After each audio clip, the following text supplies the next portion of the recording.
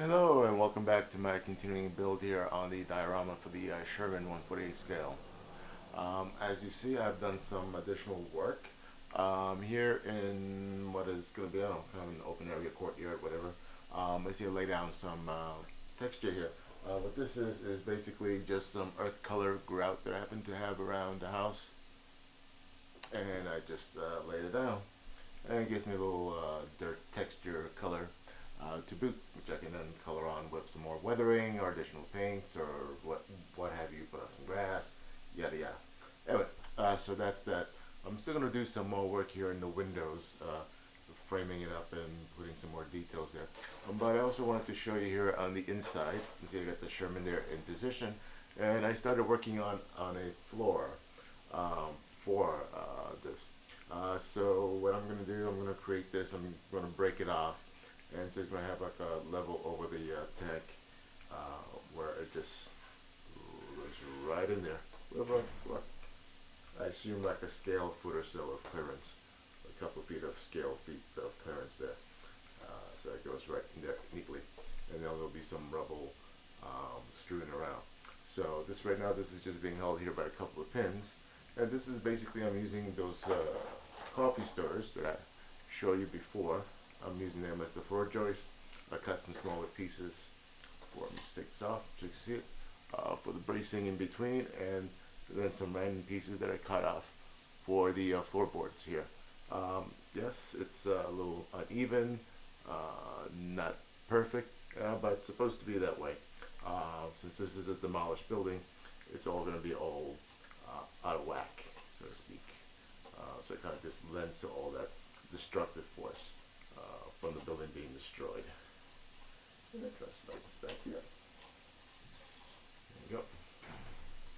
And so I'm just going to continue cutting these in random pieces and just gluing them, just using some regular white glue and just laying them on as such. And again, any imperfections from the coffee stirrers, it's fine, just lends itself into that. I'll try and get a little bit more neater as we get closer to the corner, closer to the wall, and as we get over here, it'll be a bit more uneven, as you see here, as I get towards the edges here of what will be a broken piece of the floor here. These coffee stirrers do come in handy for this purpose, for destruction. It's not perfect. If I had done this a little bit to be nicer, neater, more realistic, I would have measured out, probably built this out of balsa wood, created a jig to cut everything nice and neat and evenly and consistently, and done a better job. And maybe I'll do that in the future build. But for right now, for this purpose, I think this makes a nice, quick, and dirty way of doing it. That's my status right now. So let me continue the floor, and I'll be back afterwards. Thank you. Hello and welcome back. All right, so back to the build here. So as you can see, I did the floor here that I'm going to do, and broke off parts of it, as you see there. Yes, it looks kind of very rough. One, as I mentioned before, I'm using those coffee stir sticks, which are not the most even things to use, but also it just also lends to the whole, destroyed interior of the building look. So I think it works for that. I tried to do some lightening up some of this dark color here, and as you can see I had a little bit of some paint runs, but no big deal. This is going to be painted over. I also tried to see what color to paint the exterior, and as you see here on the exterior wall here, I tried see how it looks, and this is just some basics acrylic paints here. Specifically, this is raw sienna. So which is probably what I'm going to do for the exterior, that the wall in the building. Painted that raw sienna, paint the trim, the windows trim white, and that's going to be my painting for that. I'm working on the windows. I'm trying to decide. I haven't really determined what I'm going to do yet for the windows. I mean, the windows are going to be blown out anyway, so I don't know how much detail to really put in here. Maybe I'll do a couple of these and just have them either hanging off the window or thrown out as part of the rubble. I've also worked on the little gate door. It's going to go here, and that's the same coffee stir sticks, 4 across, and some bracing in the back. And after I paint it, I'll put the frame where this will go in here, and I'll show you that once I'm done. All right, be back. Hello and welcome back. As you see, I've done a little bit more painting here.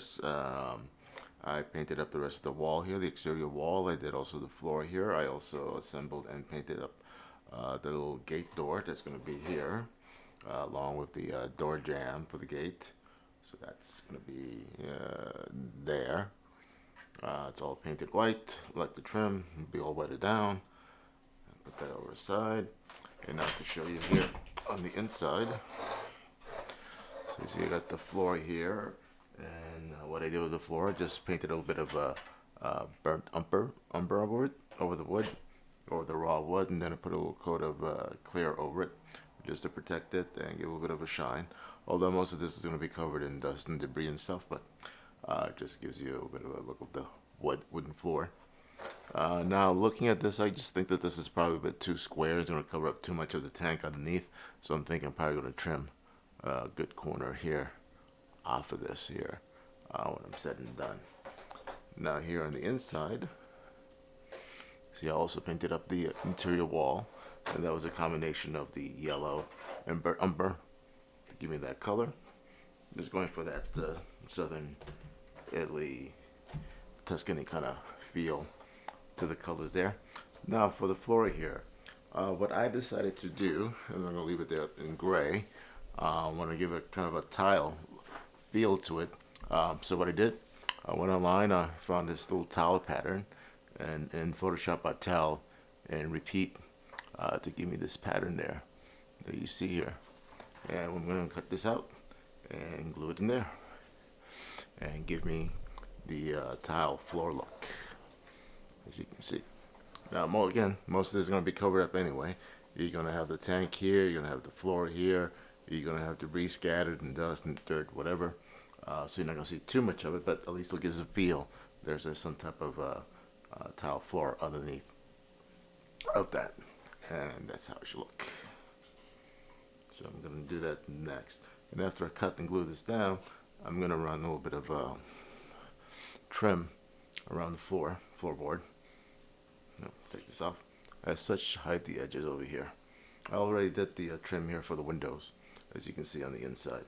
Alright, so that's my next part, and I'll be back after that. Hello and welcome back. Alright, as you see, I have cut off part of the floor here, make it like less of a square, so now you can square. So now you can see more of the vehicle underneath here. I already glued down the tile flooring here, and I put some baseboard around the edges here on the inside.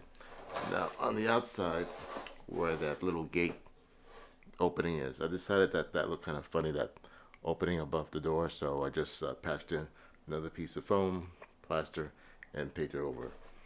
So now, let's see, where's my door?